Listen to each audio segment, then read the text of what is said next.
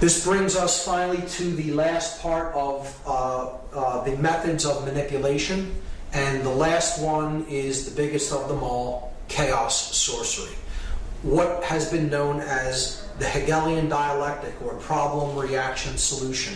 And we're going to talk about what the Hegelian dialectic is, and we're going to see an example of how this is put into action when we analyze the 9/11 occult ritual. The Hegelian dialectic is what chaos sorcery really is, and this is an ideology that was formulated by George Hegel, a German philosopher. The Hegelian dialectic is a framework for guiding our thoughts and actions into conflicts that lead to a predetermined solution. So the solution is already predetermined before anything happens. The people who are putting this into effect want a certain outcome. This is outcome-based framework, an outcome-based framework. It's saying this must occur. This is the end result that we want, and anything else is undesirable and we will not settle for. It's going to happen this way. We just have to convince people that it has to end up happening this way. So what you do is you guide thought and action into decision making that ends up how you wanted it to begin with. This is accomplished by manipulating consciousness into a circular pattern of thought and action. So again, it's a manipulation of consciousness. It's ultimately about mind control. The synthetic solution to these conflicts cannot be introduced unless those being manipulated take a side that will advance the predetermined agenda. The agenda is already predetermined. We just need to create a synthetic conflict to make this come into manifestation the way we have it originally planned and designed.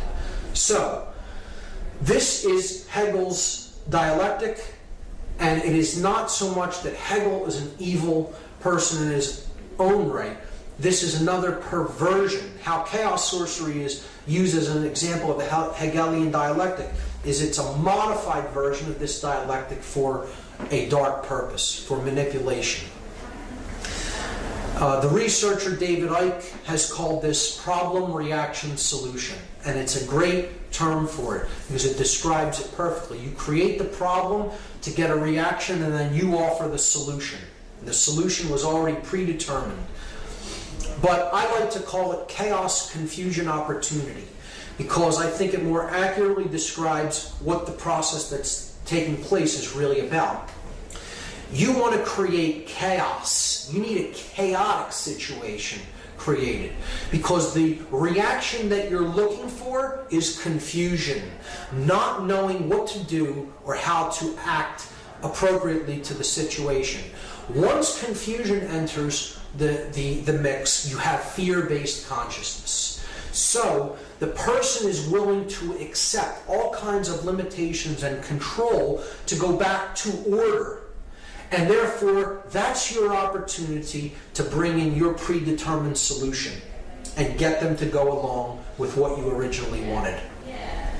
David Rockefeller described the Hegelian dialectic perfectly. He said, "We are on the verge of global transformation. All we need is the right major crisis, and the nations will accept the new world order." And it's not the light one that he's talking about. This was the major crisis that they introduced. The events of 9/11, 2001, was an example of the modified Hegelian dialectic. It was an example of chaos sorcery. It was an occultic ritual of human sacrifice that involved three major examples of occultic symbology and ideology in the work to create the synthesis that they were looking for. And those three occult schools or occult ideologies that were employed on that day, the symbolism of which was employed on that day, was Kabbalah, Tarot, and Freemasonry. Now, before we get into any confusion at all, I want to state emphatically that I do not believe that any of these systems are evil in and of themselves. It is how occult sciences are used, occult knowledge is used by the practitioner to what end that determines whether they're wielded for good or evil. So it is not these practices or these systems that are of knowledge that are evil in any way. They are simply knowledge, and it is how they are used. Let's get that straight right off the bat. So these three systems of occult knowledge all encode within them the understanding of human psychological makeup and human consciousness. And the ritual of 9/11 is ultimately about the destruction of that knowledge and keeping the truth down, keeping our awareness down, destroying our awareness, destroying consciousness. So we're going to look at some examples of this occultic iconography and symbolism that was used on that day. The most glaring example of which is in tarot. This is the tarot image known as the Tower. It's a card that represents the end of an old way of things and the birth of a new way of things. It's the destruction of something that is old and worn down and the building of something new in its place. One thing is being cleared to make way for something to be put up in its place. Okay? So that's the Tower. It is depicted as being struck by a bolt of lightning, on fire, with people toppling out of the windows. And that is exactly what we saw on the day of 9/11/2001. We saw towers that were struck by forces. They were on fire and people were leaping from the windows. So clearly the occultic symbology of this particular tarot card was employed on that day. Whether this be totally by design or it be synchronicity, I'll leave that up to the audience to decide. But one of the main things we have to understand how this ritual went into effect is that two buildings did not collapse in New York City. 3 buildings came down on that day in New York City alone. Many people still do not know this or understand it, amazingly, because the mainstream media only showed the collapse of this building here to the right only one time and never really showed it again, unless you go on the internet and search for the video of the collapse of World Trade Center number 7. Some people are still unaware that a third building came down at 5:20 p.m. on that day. So we have to understand first that not only the Twin Towers collapsed into their own footprint, but so did Building 7, a 47-story steel, concrete and steel reinforced building, collapsed into its own footprint in approximately 6.5 seconds at 5:20 p.m. on 9/11/2001, when no plane had struck it. So I'm not here to argue the physics of 9/11. I'm not here to even talk about any of the aspects of the how part of 9/11, the physics or the how it happened. I'm much more interested in using my time to discuss the why and the implications of the occultic symbology employed in what I consider a dark occult ritual, a ritual that embodied the modified Hegelian dialectic. And so the first thing to understand is 3 towers came down, 3 pillars, if you will, came down on 9/11, not 2. The first occult system that I'm going to look at in relation to 9/11 is Kabbalah. Kabbalah is an ancient Semitic form of occultism. Judaism takes some of its roots from Kabbalah, and this is the main symbolic structure, or this main symbolic icon of Kabbalism. It is known as the Sephirotic tree of life. This is known as the ladder to God. Okay? The levels that go up in consciousness to God. And there are 10 of these spheres on the tree. If you count them, there are 10 total. This is 1, 2, 3, 4, 5, 6, 7, 8, 9, 10. They're known as, these spheres are known as Sephirot. So the 10 Sephirot comprise the tree of life. Now in the books that describe this symbol, the Sephirotic tree, they're the Zohar and the Sefer Yetzirah.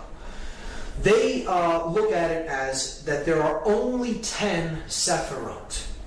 There are not 9 and there are not 11. This is specifically worded into these books. To speak of there as being any more or less Sephirot is considered like a blasphemy in Kabbalah, because there are only 10. So this is where part of the name, the name of the ritual comes from. Not 9, not 11, but yet we have the ritual happens on 9/11. And we'll talk about the occult significances of the numerology as well when we explore that. But in Kabbalah, 9 and 11 are considered blasphemies against the 10 Sephirot, if you speak of there as being any less than 10 or any more than 10. And we also see that the symbolic numbers, the numbers of these buildings are symbolic when we relate the ritual to Kabbalah, because the buildings that came down were the Tower 1, which is the male tower.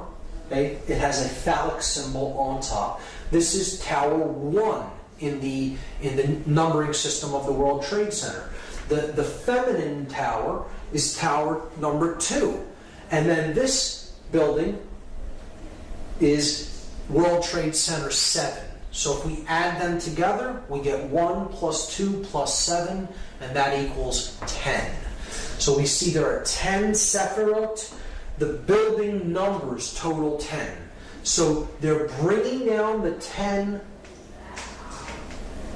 in the buildings, and they're bringing down symbolically the 10 Sephirot. You see, in the Sephirot, there are 3 pillars, 3 columns. You have this left-hand path known as the path of severity. You have the right-hand path that is known as the path of mercy. Again, these are corollaries to the Freemasonic pillars. This will be the pillar of mercy, which is Joachim. This is the pillar of severity, or Boaz. And then you have the path of mildness, or the path of will. Will to ascend in consciousness. This sphere representing base consciousness, and this sphere representing cosmic consciousness. Without going into very deep explanations of what each Sephirot represents, just understand that this middle pillar is the synthesis between these two. This represents too much male aspect or control. This could be too much capitulation to control. You can look at it that way, with this path being severity, this path being mercy. You could look at it as this path is not being a controller and also not being a slave. It is not being a dominator nor capitulating to domination. Therefore, the middle way, as it is called in Buddhism, the unification of male and female, the chemical wedding. It is the ascension from base consciousness through connection with conscience, the heart chakra, and attaining cosmic consciousness or higher level awareness, represented as the crown Sephirot. See, if you collapse these in, right? If you were to take these 3 levels and collapse them in right into the middle pillar to bring these dual aspect Sephirot into one, you would see that this really represents the chakra system. the 7 chakras. You would have the base chakra, the sacrum chakra. These two comprise the solar plexus chakra, the heart chakra. These two comprise the throat chakra. These two comprise the third eye chakra, and that comprises the crown chakra. So there's the 7 chakras. All right? And we see that that would be on the middle pillar, and it would contain 7 chakras. And again, the middle pillar here is building 7. All correlates perfectly. Here are the chakras representing the 7 planets. Up the middle pillar, the spinal column, the raising of the Kundalini energy up the spine and to the top of the head. From down here, the farthest out from the sun until we get up to the solar mind. And the earth being the heart chakra of the system. The earth and moon right in the middle. It would be the 4th of the 7 chakras. And that's what's ultimately being brought down. The consciousness is being destroyed and leveled by the leveling of these towers. Okay, so that's Kabbalah. That's the Kabbalistic aspect of the destruction of the World Trade Center buildings, the 3 pillars of the World Trade Center. The second occultic tradition, Tarot, we see again the columns of Jachin and Boaz. Now, see, they're reversed in this example. They're the same way that they are in the Kabbalistic Sephirotic Tree of Life. But this is the male pillar, the light pillar, the pillar of mercy. This is the male pillar because you're looking at the entrance of the temple. See, in the Freemasonic tracing board that we discussed, the light pillar is on this side because you're on the outside of the temple walking in. In this example, you're inside the temple looking toward the outside, and the goddess is seated in the temple and she's veiled from the outside. So if you were to picture yourself walking in from behind her, right, and she's veiled, the Jachin pillar would be to your left. And that is the male pillar, and here we see the male pillar with the phallic symbol. The feminine pillar, see, it's on her right side. This one's on her left side. So you have the feminine pillar, which would represent Boaz. The masculine pillar here would represent Jachin. The middle pillar represents the goddess. Again, it's a sacrifice of the goddess. Once again, we see it happening. Here we see she's the moon goddess. She has the cross on her chest, the cross of the sun, that she carries within, that she gives birth to. Here we see that the Sephirotic tree is behind her, because Tarot, Kabbalah, and Freemasonry are aspects of occultism that must be studied in conjunction with each other to fully understand them. The goddess holds the book of truth, the Torah, the law, the truth, and it is veiled by her cloak because no one knows how the story ends. The future is still to be written. So, in ancient goddess worship traditions, this goddess was known as Tara. T-A-R-A. And this is why, as a result of this ritual, we have a war on terror. But see, it's said, when it's said quickly, it morphs and the word phonetically becomes terror. The war on terror. The war on the goddess, the war on the sacred feminine, the war on our emotional feminine aspect, to shut down conscience and to simply follow orders, to do whatever we are commanded to do, to simply follow orders without conscience being involved. The sacrifice of the goddess, care, conscience, the sacred feminine principle of the individual. So, again, this middle pillar is the most important. It is the synthesis between the masculine and feminine energies, the other 2 pillars. So the third pillar is the the principle of truth, because another name for this goddess in Egyptian tradition was Taurt. And Taurt's name kind of phonetically morphed until it became Taruth. And this is where we get the word truth out of. Phonetically, the word truth comes from a derivation of this goddess's name. So she is the goddess of truth.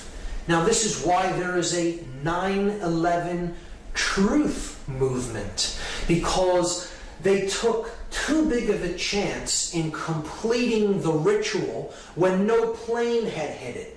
See, a plane was more likely than not scheduled to hit that building, or something was scheduled to hit that building, whether you believe it's planes or whatever you believe actually struck, or the force that was used to bring down those buildings, to me is irrelevant. The buildings did disintegrate. They were brought down, okay? And whether you believe it's controlled demolition or even a more exotic technology is irrelevant as far as I'm concerned. The buildings were brought down, and that's the main thing. And the middle pillar, which represents the goddess, it represents truth, it represents the path to higher consciousness, the unification of the masculine and feminine principles of consciousness within the individual, are being destroyed. Ritualistically, symbolically, we're destroying the sacred feminine.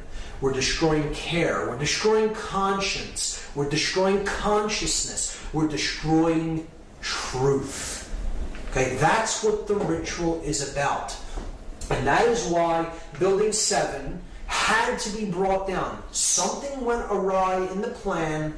Whatever was supposed to happen physically to that building didn't happen when it was really scheduled to happen, because clearly these buildings were wired with explosives well in advance of the actual ritual taking place, because that, explosions did happen from within the building and no one could have wired them on that day. So something happened and they could not take it down as they wanted to, but they would not leave the pillar up. Because if they left it there, it would symbolically represent that the will still stands. The will to ascend in consciousness. It would symbolically represent that the truth still stands. That the goddess still stands. And they could not do that. They had to complete the symbolic interpretation of this mass ritual by bringing the middle pillar down, even if nothing had appeared to strike it, and that's why they brought it down at the end of the day.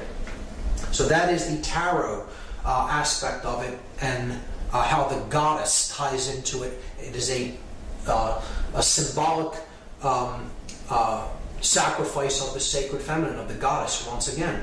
And now a clear example here of the three pillars that we've already seen in the Freemasonic tracing board. Again, the masculine or solar pillar of Joachim, the feminine or lunar pillar of Boaz, and then the pillar of Jacob, Jacob's ladder, the middle pillar, the one that gets you through the Stargate. Okay, it gets you to the all-seeing eye, right? The all-seeing eye, directing the entire operation. Right? Takes you past that, through the Stargate, to the realm where the true light is at, the intelligent principle of the universe. And this middle pillar is the synthesis between these two. So this is thesis, this is antithesis, antithesis, antithesis, and this is synthesis. That's the Hegelian dialectic. You are combining thesis with its antithesis to create the synthesis that you are looking for.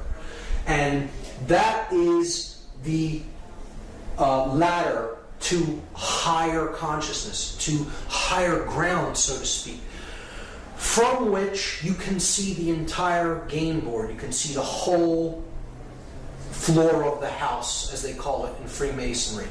You're seeing it from a higher level perspective, and from that, a controller can play two sides off against each other. See, the one who achieves this level, the highest ground, the third pillar, the middle pillar, really sees things that one in base consciousness from the lower perspective, the dual perspective, cannot see things from. So they can be easily played off like a puppet master playing off two puppets on strings against each other. So that's how the Hegelian dialectic works, and that's exactly how they used this event. They're playing off two sides against each other, the Christian nations against the Muslim nations, when in fact, those who want the synthesis created the whole thing. They orchestrated the entire thing. And they got their synthesis, rushing off into wars with countries that really did not have anything to do with the events of that day, because it was a highly orchestrated occultic event controlled by the hidden sorcerers from behind the scenes, and this entire operation was directed from that all-seeing eye, the Pentagon. So bringing down the middle pillar at the end here could represent, well, once a puppet master climbs up to a higher level to control two sides against each other, he has to destroy his ladder so no one can come up to reach him where he's at to discover that he's the one pulling the strings. See, in that symbolic context, that's why they destroy the middle pillar there. So in any context, it works. To understand also in Freemasonry, Hiram Abiff is a representation of truth or conscience, right? He is the middle pillar here. He is the grand architect of Solomon's Temple, the greater architect. Hiram, king of Tyre, being the lesser architect, representing the square. Hiram Abiff represents this G in the middle, the grand architect. He is the grand architect for Solomon, who represents the compass on the Masonic compass and square.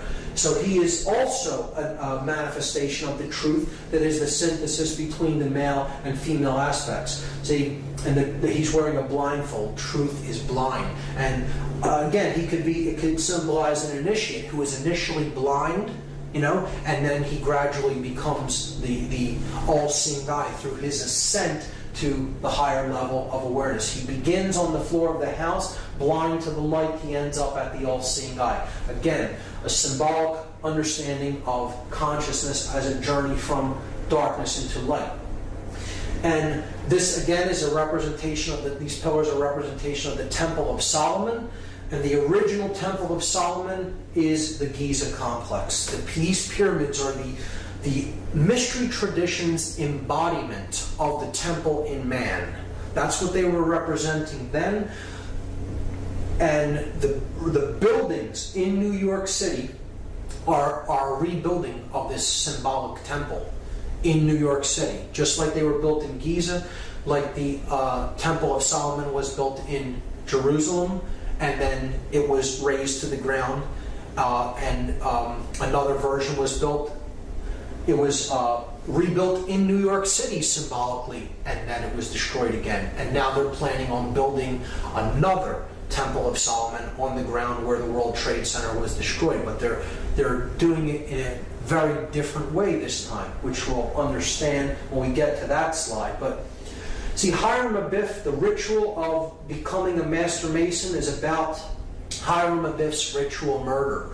And he says that he refuses to give the secrets of Freemasonry. He refuses to give the secret word of the Master Mason. He says, I will not give it to these ruffians who are accosting me. They want to know the word without doing the work. So he is ultimately slain by these ruffians for not giving the word, but he only tells them that you'll know the word of the Master Mason when the temple is rebuilt.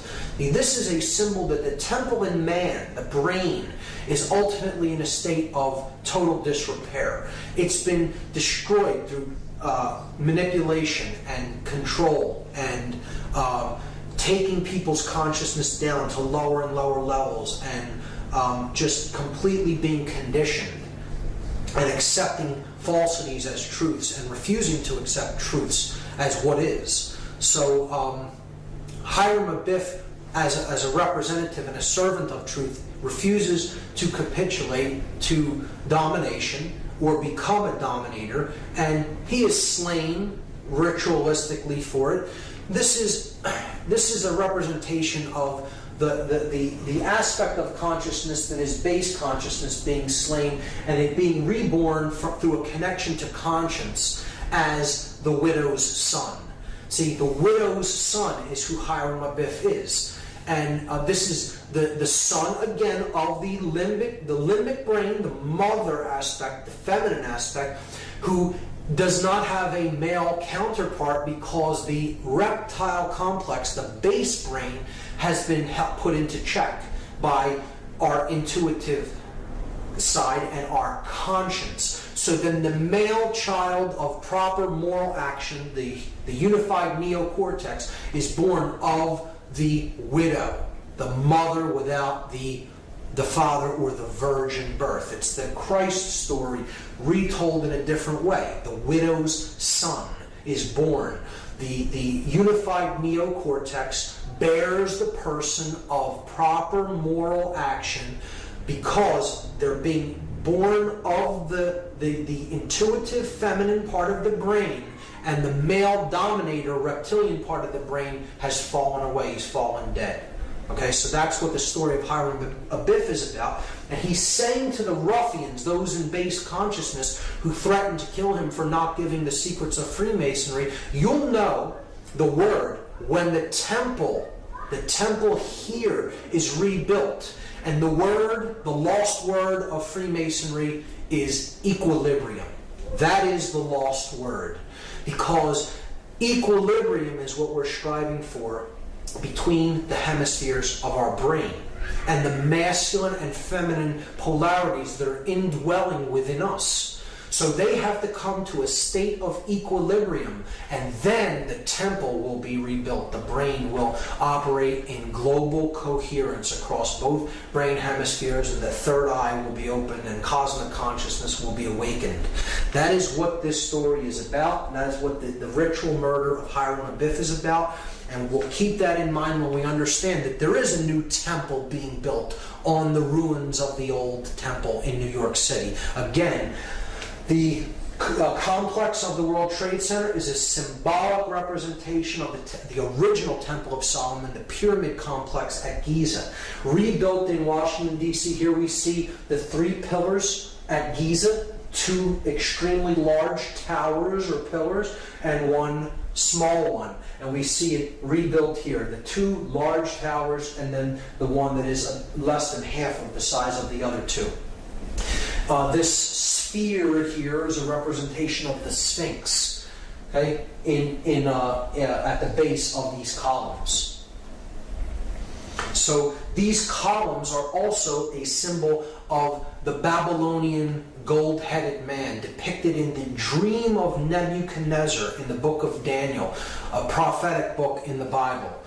The gold-headed man represents centralized authority, pharaonic rule, or total hegemony, the unquestioned global ruler, the one world order, the church and state unified in the head of gold.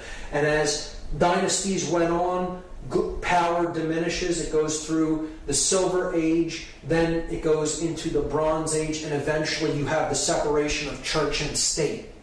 And you have the iron legs of the separation of church and state, and then you eventually get to the clay feet if you study this symbology in Daniel. And it's understanding how power is amassed and eventually through time it is diminished until they're trying to get back from this level to this level. And that is what the Dark New World Order would be.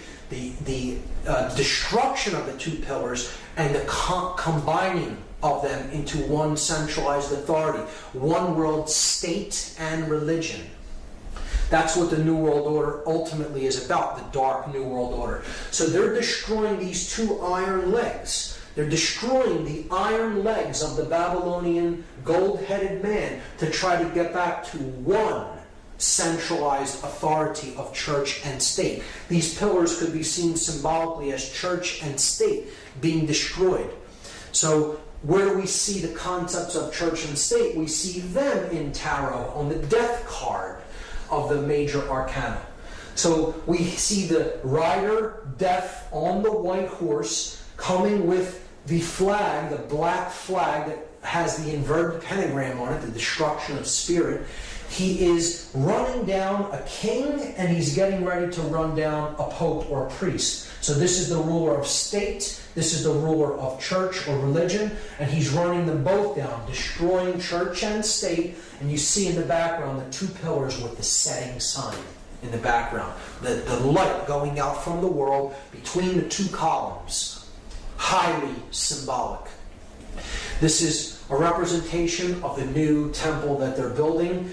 In place of where the two pillars stood, they're planning on erecting one. One from where the two stood. The thesis and antithesis destroyed, the synthesis is created.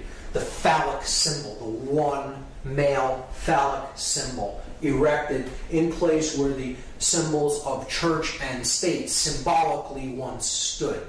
You know, obviously they weren't buildings that really represented that, but they're symbolic analogs to these concepts. And putting the one pillar up in the place where the two stood is the rebuilding of the destroyed Temple of Solomon in New York. The sun and the moon, and now only the sun, or phallic symbol, the male tower, remains.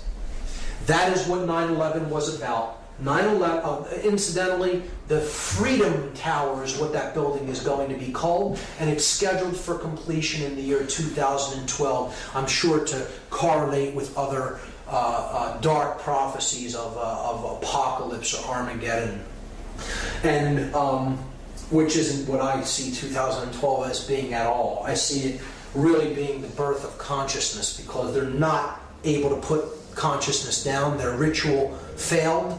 There is hope in the fact that the Building 7 stood, and they had to bring it down, and essentially screwed up the entire thing by really making people come online and understand that this was an inside job and this was an occult ritual, by bringing down that middle pillar when nothing had hit it. So that was the ultimate mistake in this whole ritual enactment, and as far as I'm concerned, they did not fulfill the agenda that they were trying to fulfill by this ritual being enacted. Instead, they initiated a great awakening within the human population. As the researcher Michael Tsarion is fond of saying, did 9/11 shake us up, or did it? So now, just as we did with the reverse of the Great Seal on the back of the $1 bill, I'm going to examine the gematria, the occultic numerology involved in the 9/11 event. These are the numbers of the three flights that struck these three buildings. The North Tower was struck by Flight 11, the South Tower was struck by Flight 175, and the Pentagon was allegedly struck by Flight 77. Now, there is another flight that was involved on that day that crashed in Shanksville, Pennsylvania by an unknown act of will, shall we say. And this was Flight 93, and it is my contention that Flight 93 was indeed headed for World Trade Center number 7, Building 7 of the Trade Center, not to Washington, D.C., as is claimed. And this, to me, makes much more sense than it heading toward Washington, D.C., because I believe it was there to strike a building that had already been wired to allegedly collapse, as the two twin towers were, and that was Building 7.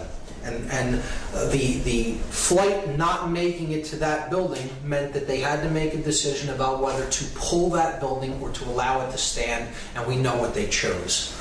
So I'm going to place 93 over Building 7, and at first this would seem like a very arbitrary arrangement of numbers, and that these numbers don't have any commonalities to them, until we begin to perform gematria upon them. And then we see a very clear pattern emerge.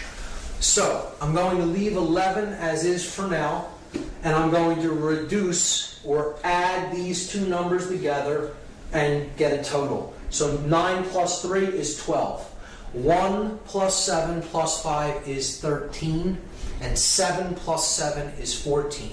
So now, the floor planes, we have a clear pattern. We have the pattern 11, 12, 13, and 14. And we could further reduce those down to one digit. We add 1 plus 1 and we get 2. 1 plus 2 is 3. 1 plus 3 is 4. 1 plus 4 is 5. So we have the pattern 2, 3, 4, 5. When we add those together, 2 plus 3 plus 4 plus 5, we get the total 14. And again, there's that symbolic number again that totals 5, that is about the 5 elements: earth, air, water, fire, and spirit. But it is the separation of them, the 1 and the 4, the spirit and then the 4 elements. This is the 14th level of that pyramid, where the light is at, the 13 levels of stone, and then the light at the top, the 14th level. So look at the 9/11 date, 9/11/2001. You add up all of these numbers, 9 plus 1 plus 1 plus 2 plus 1 in 2001, and you get 14 again. So not only is it the date, it's the powers that did the act. Okay? The 4 planes totaled to 14. Their digits all totaled make 14. So the powers that performed this act are the 14. And this correlates with the 14th level of this pyramid, or the illuminated ones, the sorcerers behind the scenes that are manipulating the events of the world. So we have this arrangement on the building: 77 at the Pentagon, 11 at the North Tower, 175 at the South Tower, 93 at Building 7. If we add the 2 planes that struck these towers together, we get the number 186. 175 plus 11 is 186. Now, these are the planes that struck the twin towers, the North and South Tower. What if we equally distribute that number between the 2 buildings by dividing it into 2? 186 divided by 2 is 93. So there is 93, 93, 93 on every building, and we've already seen what 93 represents. It represents the will to ascend out of illusion, out of base consciousness, and into cosmic awareness, or higher levels of consciousness. 93 is the number of willpower and of love. It is essentially the same force, the force that expands consciousness, love, or will to ascend, to put what we think and feel into action, to use our willpower. So we are left with only 2 numbers that symbolically represent the events of this day: 77 and 93. And these are 2 extremely significant occult numbers in numerology, because they represent 2 completely different concepts. And we have to look at these 2 numbers as they relate to a third number, the number 777, which we've already seen is the number of God, or completion, or perfection. We saw that earlier.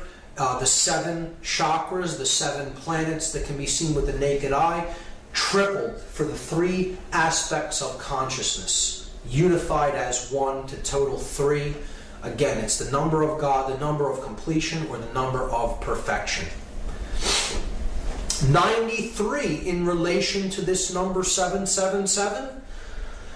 Just like 777 totals 21, which totals 3, 93 totals 12, which reduces to 3. So they equal the same thing, which means they equal the same. They mean the same thing. So love is 93. Will is the concept of 93. It is the number of ascension. So all of these ideas are the same.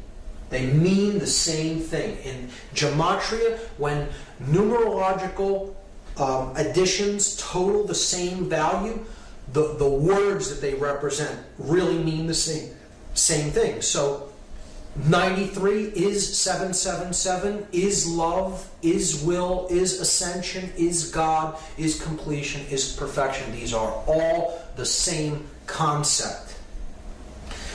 The number 77 is very significant. It is the 14. It is the dark aspect of that light in the triangle, the ego, the all-seeing eye that is identified with building that pyramid upward, the physical form, the physical world, ruling, control, sorcery.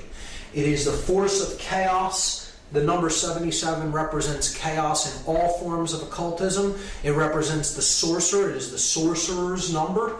And it is the number of the beast in disguise. Why is that? Because if you fail, even if you succeed in one of the other two aspects of consciousness, in thought and emotion but not action, or in thought and action but no emotion, in the example of a sorcerer, has no emotion, or even in emotion and action but with no thought, that is base consciousness. That is the beast. You have not arrived at the 777. You have only arrived at the 77, which is 2/3 of completion, or it is 14 out of 21, 2/3, right? And this reduces in decimal to 0.666, repeating. So it is the number of the beast in disguise. The sorcerer is the beast. And this is encoded on the 3rd degree tracing board of Freemasonry. Here you see the tools that slayed Hiram Abiff. He is finally struck with the mallet, representing ignorance, the light going out, the third eye being struck, put into the coffin, okay? The coffin is the spirit, where Hiram Abiff, the hey in Hebrew, representing 555, Hiram Abiff's number.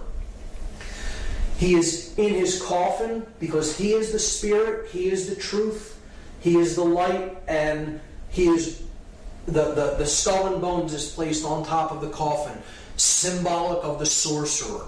The sorcerer who conquers his spirit so that the skull, cleverness, thought and cleverness, left brain cleverness, plus the will to act, reigns over the spirit. The sorcerer has cleverness, he has the will to put his cleverness into action, but he has no conscience. The conscience is entombed in that coffin. And an individual such as this is headed west. They are headed toward the realm of darkness and death, to the west, not toward the realm of light, to the east. And here symbolically is the sprig of acacia, and that represents the hope of resurrection in Freemasonry. So this is the hope that one who has destroyed their own spirit through their usage of their intellect and their will to act in an egoic fashion may indeed still be able to resurrect the spirit and come to a place of moral uprightness and conscience. So that is what this tracing board represents, and it is the 3rd degree tracing board. It is saying you may now be initiated into some of the mystery, into some of the knowledge, but you must use that with spirit intact and not use it as a sorcerer. Otherwise you are headed west and you are not headed toward the true realm of light, which lies to the east. And I think that's a great allegorical explanation for morality. And we see, therefore, that the two numbers that this ritual reduces down to is 77 and 93, and the positions that they are in is all telling. The purpose of the ritual is so that the sorcerers that are consider themselves the all-seeing eye of consciousness, okay, are destroying others' ability to find truth, to give birth to conscience, and to rise in consciousness. And they're destroying that ladder to the higher realms. of consciousness. Or if we replace 77 and 93 with their symbolic analog, 77 the number of the beast in disguise, 93 another variant for 777 the number of God. Look at what this ritual is really about symbolically. It is about the beast reigning above God, the beast becoming God and destroying God. That's what it's ultimately about. That's how dark this ritual really is. It is about the ego and illusion conquering the spirit and conquering higher consciousness. We can see that it is encoded in the date itself. 9/11 reduces to 9/2. We're just adding the two ones together. And there we have symbolically the entire ritual encapsulated in the name. 9/11 is 92. See, it is not 93. It's one short of love, of ascension, of will, of God. It is falling short of the divine. That's what this whole event was about. That the idea that human will is falling short, and now the time of the beast is upon us. See, 92 out of 93, falling short of love, will, ascension, God, reduces to 11 out of 12, which reduces to 2 out of 3, which again is the number of base consciousness. It is the number of the beast when it is reduced to its decimal format. And that's what the whole ritual of 9/11 was ultimately all about. It is about the destruction of the ladder to God, bringing down the Kabbalistic tree of life, the 10 Sephirot, 1, 2, and 7, bringing them down to destroy the ladder with which we can use to ascend in consciousness. It is about the destruction of the truth and the goddess, a human sacrifice ritual. Those people were ritualistically sacrificed in this evil doing. And it is about the destruction of the sacred feminine, of care, of truth. Another ritual to immolate the goddess of care. The goddess that represents the earth, Terra. Again, you hear politicians say, if you are not with us, you are with the terrorists. Tara, the goddess, the Mother Earth. Terra is the name for earth. If you're not with us, you're with those who side with the earth and the Mother Goddess, right? And it was also used to create the Hegelian dialectic, the bringing down of thesis and antithesis to create synthesis, the sorcerer's middle pillar. That's what the event of 9/11, 2001 was all about. An occult ritual to bring about the dark, modified version of the Hegelian dialectic. Chaos, confusion, opportunity. General Douglas MacArthur talked about the Hegelian dialectic. He said, our government has kept us in a perpetual state of fear, kept us in a continuous stampede of patriotic fervor with a cry of grave national emergency. Always there has been some terrible evil at home or some monstrous foreign power that was going to gobble us up if we did not blindly rally behind it. Create the chaos, get the confused, fearful reaction, and then that's your opportunity to offer the solution that you had in waiting. Hermann Goering perfectly understood this, one of the highest ranking officials of the Third Reich, the Nazi regime. He said, naturally the common people don't want war. Neither in Russia, nor in England, nor for that matter in Germany. That is understood. But after all, it is the leaders of the country who determine the policy. And it is always a simple matter to drag the people along, whether it is a democracy, a fascist dictatorship, a parliament, or a communist dictatorship. Voice or no voice, the people can always be brought to the bidding of the leaders. That is easy. All you have to do is tell them they are being attacked. and denounce the peacemakers for lack of patriotism and exposing the country to danger. It works the same in any country. And that is what we saw on 9/11. Except it wasn't just telling the people that they were attacked. This is what Hitler did.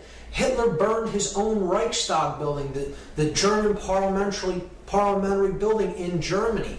And he blamed it on the communists, even though his Gestapo really did the fire. They lit the fires at the Reichstag, and he blamed it on the communists as an act to usurp more political power and be appointed as Supreme Chancellor. Goering was describing the Hegelian dialectic exactly. Benjamin Franklin made this statement: those who would give up essential liberty to purchase a little temporary safety deserve neither liberty nor safety. And we have neither as a result of going along with this witch hunt and this hunting for the boogeyman that perpetuated 9/11, because Middle Eastern terrorists did not do this event. It was a staged, orchestrated, occult ritual that has nothing to do with Islamic fundamentalism whatsoever. Voltaire said that those who can make you believe absurdities can make you commit atrocities. If you go along with what simply is not true, you can be led into any number of atrocious actions. And really, that's what the ritual was all about, to keep us in a perpetual state of fear so that we are easier to control. And that's what the whole fear of terrorism and the terror alert system is all about. See, just like Hitler burned his parliamentary building, we had our Reichstag fire called the 9/11 event. And it's just about an attack on civil liberties and our rights and our right for freedom of speech, and just to curtail all the God-given rights that we already possess as an attack on our personal sovereignty. And people will be willing to give up more personal sovereign rights if their consciousness is shut down through fear. They bought into the fear, and now we're going off in other lands that really had nothing to do with this event, and we're waging war and killing millions of innocent people as a result of this total fraudulent staged event. And these are the atrocities that we're committing because we've believed in this absurdity. The murder of children, torture, now seen as acceptable in many circles, absolutely reprehensible actions perpetrated upon people that do not deserve to be treated like animals, which is what they're doing to many of the prisoners that they're holding in oftentimes secret prison camps. And it's just a further perpetuation of suffering and fear into the world that is a self-perpetuating cycle and creates more and more of the same dynamic: fear, disorder, chaos. That's what the whole event was about. Encapsulated in the 33rd degree of the